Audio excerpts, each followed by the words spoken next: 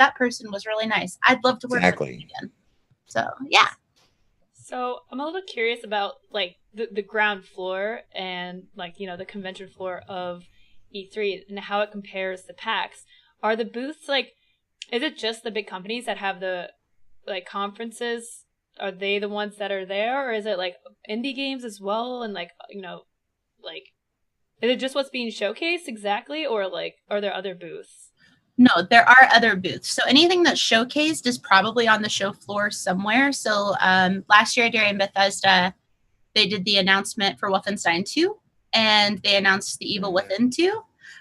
So they had stuff in their Bethesda section that was for that, as well as like the VR Doom, and I think they had VR Fallout last year. I can't remember. Yeah.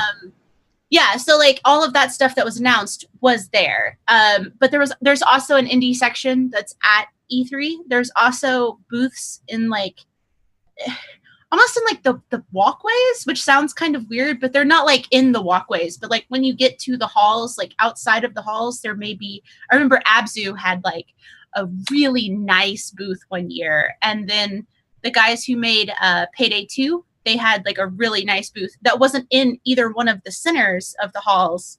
It was like right outside of the hall. So you'll have stuff that's not just announced during the showcases.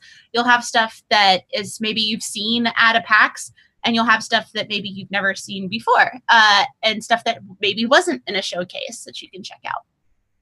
So what about like a Twitch booth? Did they have one last year, and do you know if they're having one this year? I know that they had one last year, and I know that they're having one this year, which I didn't know that for sure until like a couple days ago, and at least I'm going to say 98% sure, just based on some of the conversations that I've had with people, but I don't want to say 100, but I'm pretty sure. So I'd assume so. We're having a Twitch party, so I would assume so. Really? Yeah. That's exciting. Yeah. They usually do a party, and they usually have a booth. And I'm trying to remember how the booth was last year. I remember how it was the year before, because the year before it was laid out with the circles, the old circle booths that they used to do. Mm-hmm. I can't remember how they did it last year, to be honest with you. Did you spend a lot of time there at the Twitch booth? Not at E3. I spend a lot less time at E3's Twitch booths than I do at PAX. At PAX, I hang out there a lot. Yeah. I was wondering if it's like Twitch oriented, like relaxation space where people who are affiliated with Twitch in any way, they all come there, and then you have a little bit of a congregation, a little bit of the pollination, or if they actually have some events that are hosted at their booth, like presentation stuff that's streamed, revealing anything themselves or ourselves. I didn't know if they were going to, and then I saw that DJ had announced on Twitter that he was hosting, and so I saw that they were having the hosting stuff again, which was nice. But like, if you remember PAX East and PAX South, at PAX South there was no booth, there was no Twitch presence at all. At PAX East there was a booth, and there was a very small stage, but there wasn't the overall presence like they normally have.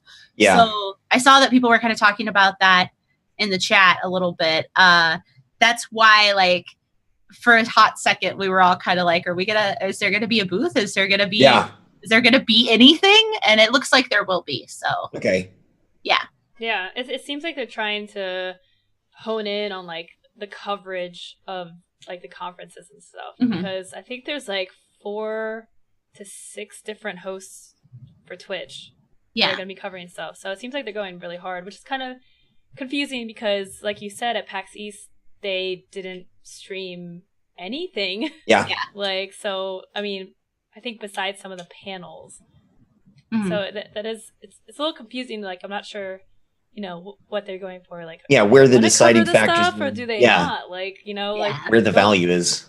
Right. It's like, this is more strictly industry, right? Than PAX. PAX is a lot of industry stuff, but it also has the heavy social element. Last year being the first time since 2009 that they've opened it up to the public, because it was the very first year was like really massive, but incidentally, because they didn't know what it was going to be like, and then they kind of scaled it down, and they've rescaled it several times. It was open to the public, but then it was like too burdensome, and people were threatening to pull out because they couldn't, you know, the people that they were trying to target to, like industry folk, weren't able to necessarily get a grab on that audience. So they were threatening to pull out. So they rescaled it. Then the booths got like the amount that you were having to pay was $4 or $5 million apparently for some space on the floor. So then you had some big industry people who were threatening to pull out. They've rescaled it over and over again. And now it seems like this new, fresh experiment of like, what happens when we open it back up to the public again,